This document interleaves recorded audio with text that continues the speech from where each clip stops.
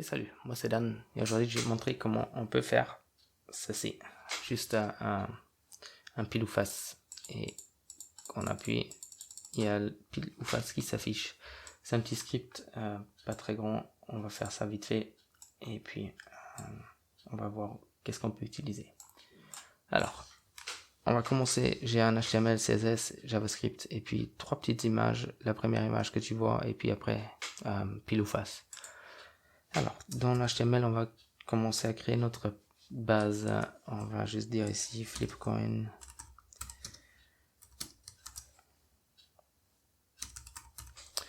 Puis, on n'a pas besoin beaucoup en HTML. On a besoin d'une div où on met tout dedans, où on met la pièce dedans et le bouton dedans. Juste mettre un lien vers le style et puis ici en bas, on va dire box. Là-dedans, on va mettre une image et on va aussi mettre un bouton. Et c'est tout qu'est-ce qu'on a besoin. Alors, la première image, on va lui dire, ça sera coin.png. Comme ça, on a une image pour y travailler avec.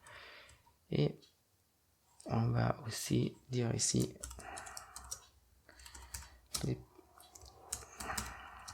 coin. Et on va ajouter ici à la fin le JavaScript aussi. Et ça sera...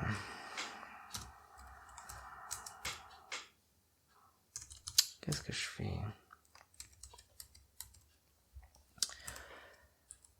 Là. Et on va dire que c'est app.js. Et ça, c'est en fait tout pour le HTML déjà. Ici, dans le CSS, j'ai juste remis un peu toutes les propriétés, les margin padding. Et on va tout de suite commencer avec la box. On va lui donner... je viens de voir qu'on ne voit pas...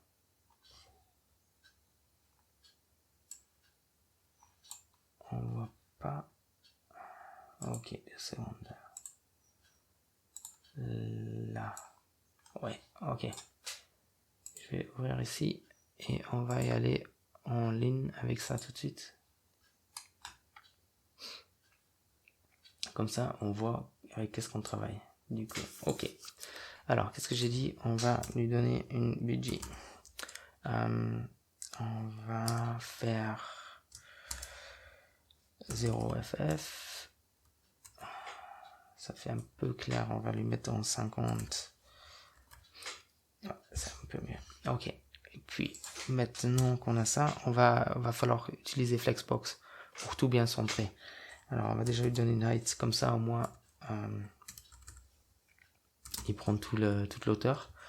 Puis après, on va lui display flex. On va lui faire flex direction en column. On va lui faire justify content en space evenly. Et on va lui faire align items. On veut tout au milieu. Center.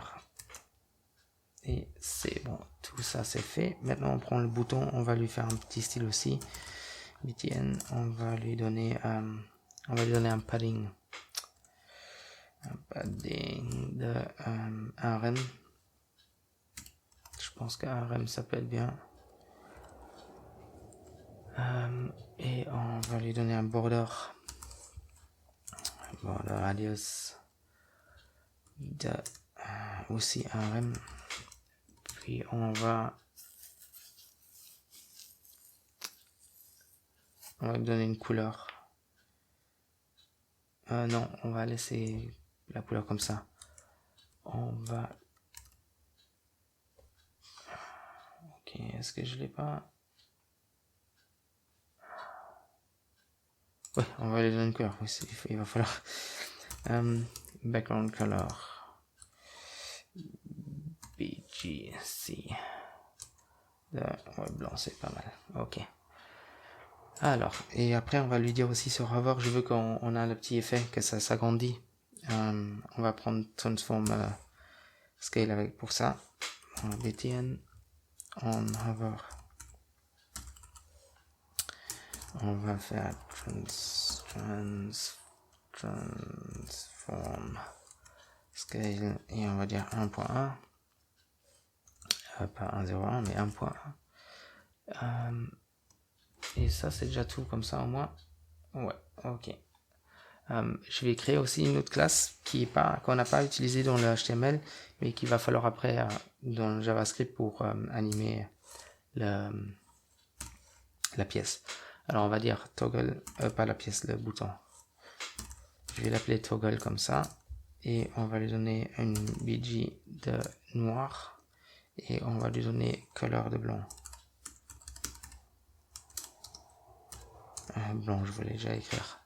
Ça c'est bien. Alors. Ok, ça change rien, mais ça va changer après quelque chose. Alors, et maintenant dans le JavaScript, il va falloir prendre un numéro au hasard entre 0 et 1. Alors du coup, on va faire ça avec mathRandom. On va créer le coin et on va lui donner math. Alors, on va lui donner d'abord math.round parce que on veut que ce soit ou 1 ou 0 et pas 0.99, 0.50. Alors on va dire math.round. Et là dedans on va dire math.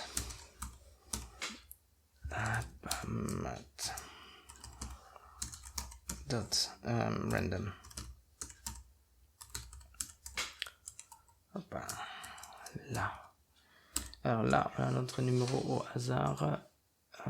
Et on va les mettre dans une fonction. Alors, mais là maintenant, d'abord on va prendre le bouton parce qu'on veut que quand on clique sur le bouton, alors on va dire btn is equal document query selector et on va dire on veut prendre la classe btn. Ok. Alors maintenant on va créer notre fonction ici et on va lui dire flip. C'est la fonction flip qu'on va appeler. Et on va mettre lui dedans déjà. Ok, mais après on va prendre l'image parce qu'on veut que sur le coup qu'on appuie que l'image elle change. Alors on va dire let img. Ok, et on va dire is equal to document query selector et on va dire img. Ok, puis il va falloir qu'on prend aussi le clic. Alors maintenant on va dire btn .add event listener et on veut que ce soit quand on clique et on veut qu'il lance flip, la fonction flip. Ok, ça, et maintenant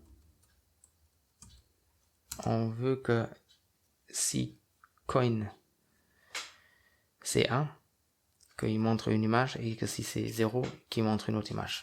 Alors ça on va faire en disant coin is equal to 1 question mark. Ok, dans ce cas là img dot source is equal to qu'est-ce qu'on a, heads.png et sinon img dot src is equal to tails.png.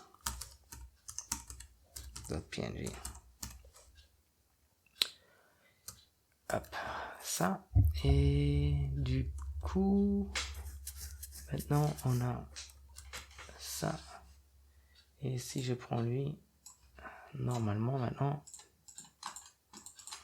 ok, il n'y a rien qui réagit. Attends 2 secondes.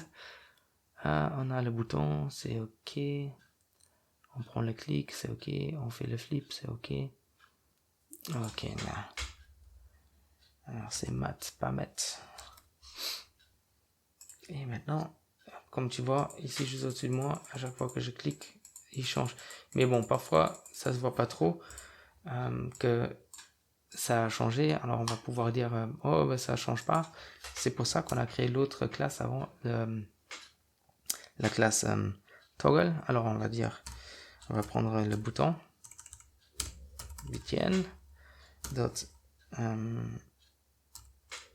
class list toggle. Alors toggle c'est une propriété qui ajoute quelque chose si c'est pas là et qui enlève quelque chose si c'est là. Et on a dit,